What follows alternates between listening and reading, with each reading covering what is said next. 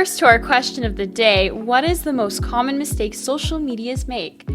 Emmy asked students if they had done an internship. If not, what their biggest fear was about internships. And if they did, what was the best advice they received for landing one? Have you done an internship before? I have. Awesome, that's great. How did you get your internship? I got mine through connections. It was a family connection. Have you done an internship before? I have, yeah. Okay, awesome. So what helped you get an internship?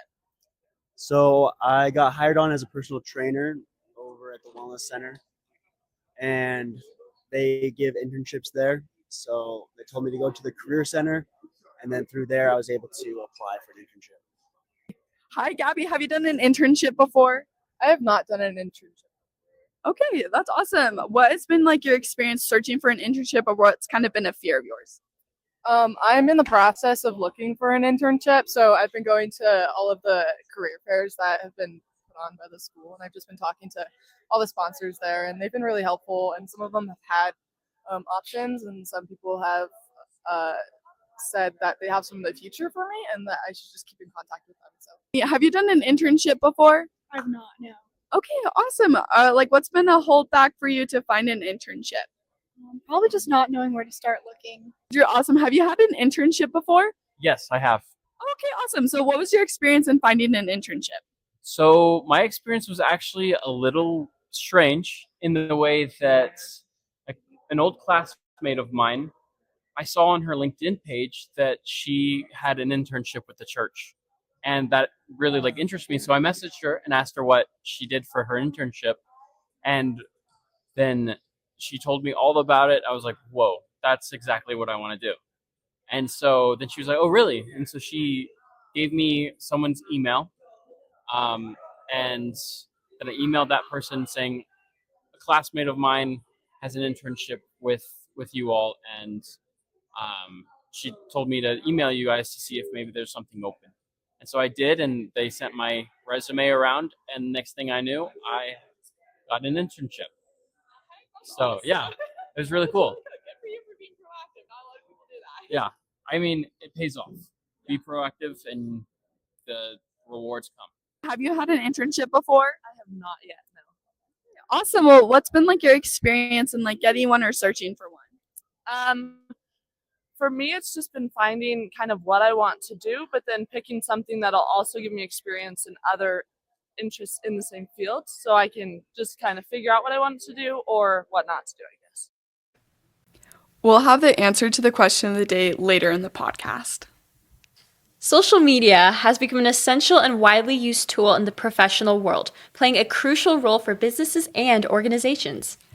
Annalise has researched why social media internships are crucial to being successful in the communications field.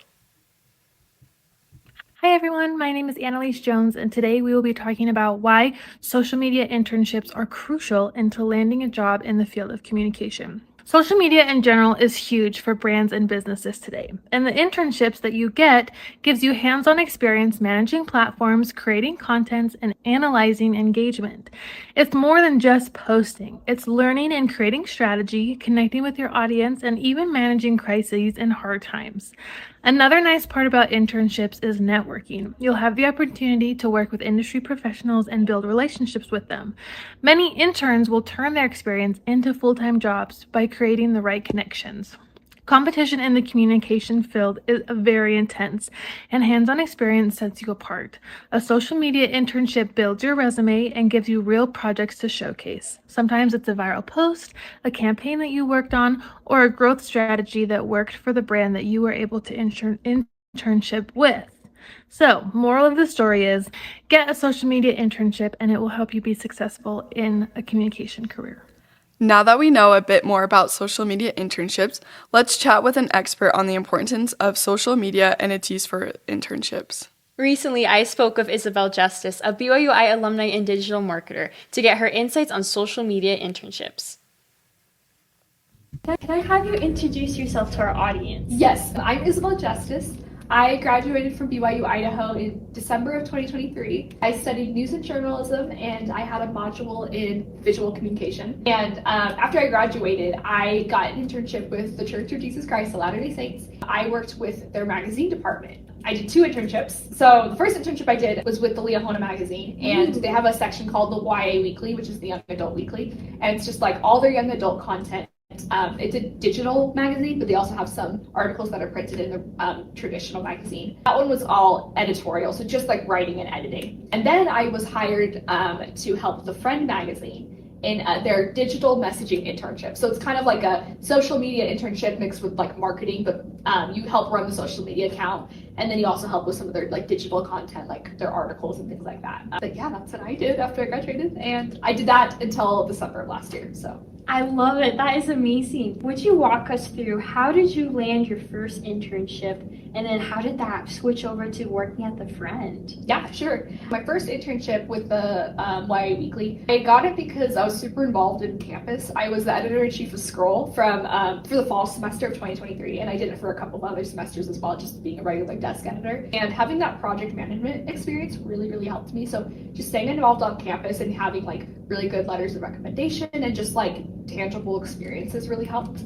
But I also think my digital presence is what got me the job. I took a photography class back in the day from Sister Esplin. I know she's retired now. But part of her class was we had to post our photos that we took on social media. And that's kind of where my I call it my creative Instagram. My little creative Instagram started. And I just kind of started consistently posting like my portfolio pieces or just like cool things I'd done in my career. I also took like a design for social media class. So my modular emphasis wasn't social media, but I took like one social media class.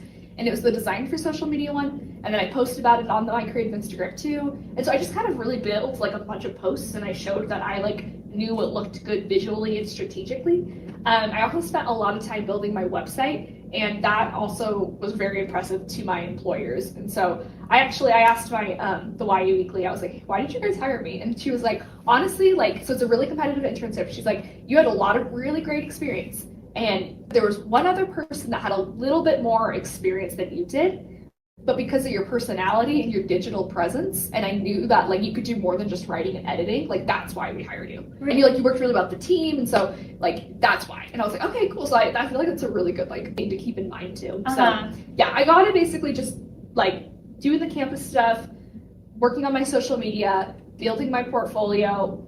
It wasn't just like a one-time thing, like where I just was like, okay, I have my degree and I'm gonna build a portfolio now, and like now I'm gonna submit this application. Like I worked on it for years, or just like whenever I had free time, like on the weekends and stuff. And so I think that is kind of what set me apart. That's how I got my first internship. How did you hear about these internship processes? Yeah. Like where did you network with somebody? Did professors recommend it to you? Was it classmates? How did you hear about these? It was my professor, actually, Brother Henderson. He was like, hey, there's this like magazine internship in Salt Lake. Like the managing editor for the Friend, her name is Mindy. She's awesome.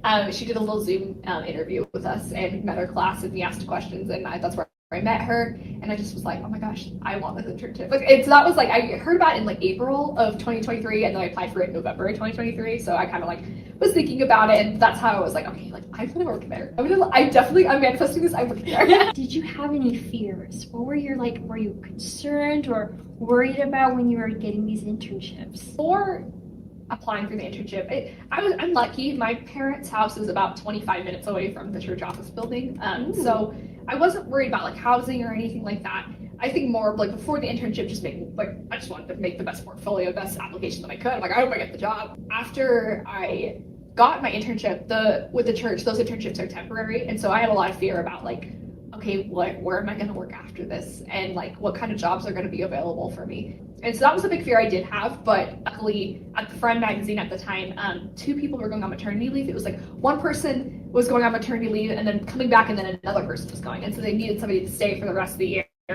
And when I offered, I'm like, I'm here, like I can stay, like I could be your person. That just really worked out. So I think trusting God really helped me kind of like navigate the details or like any fears that I had.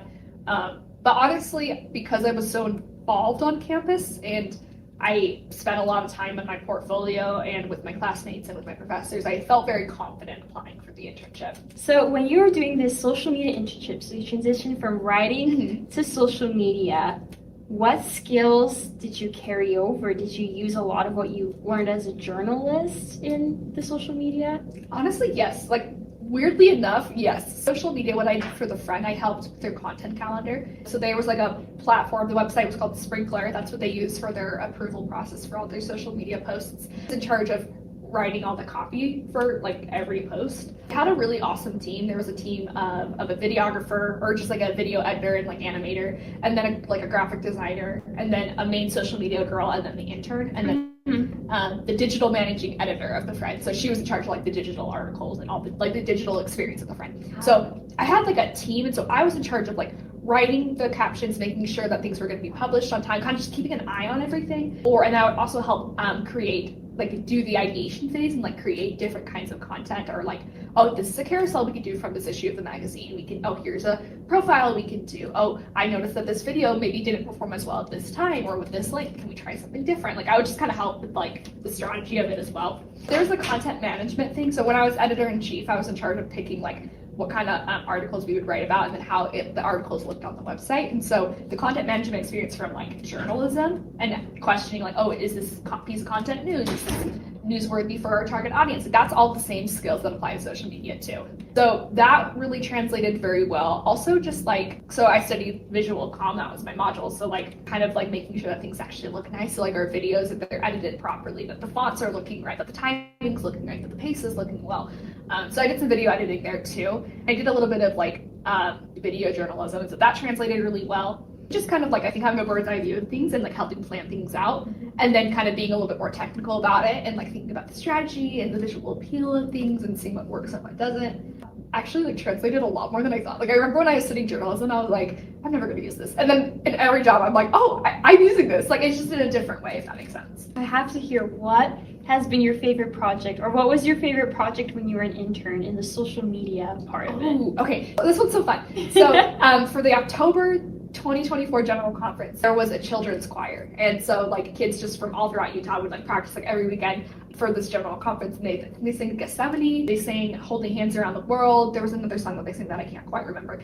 Anyways, so I went through all of their applicants, and I actually interviewed some people. And so I interviewed these kids, and I helped make little social media videos for the friend Instagram. And that was so fun. And I actually, one of the girls was Sister Scholes' granddaughter, and I didn't even know, but I just like picked her, so I got to pick like who I wanted to interview. So that project was super sweet, because I got to work like with kids, and that was super fun. It was really timely, and it was like a big deal. I got like a ton of views. I also helped make a video for the friend about like preparing to enter the temple. I interviewed, she's from the radio station, I can't remember her name, Natalia, I can't remember her last name. So her little sister, I interviewed her and made a little video of her talking about like what it's like to enter the temple and how to like prepare. And that one was really fun, because we got to collab with some bigger church accounts, and that one got like almost like 400,000 views. And that was so cool. I was like, oh my gosh. And I like totally edited that, and I was in charge of that. So I think my video projects were my favorite, because I really like honed in and tried to make it like as high quality as possible, and there's a lot of strategy behind it. Thank you so much. I feel like you've shared so many wonderful tips and experiences.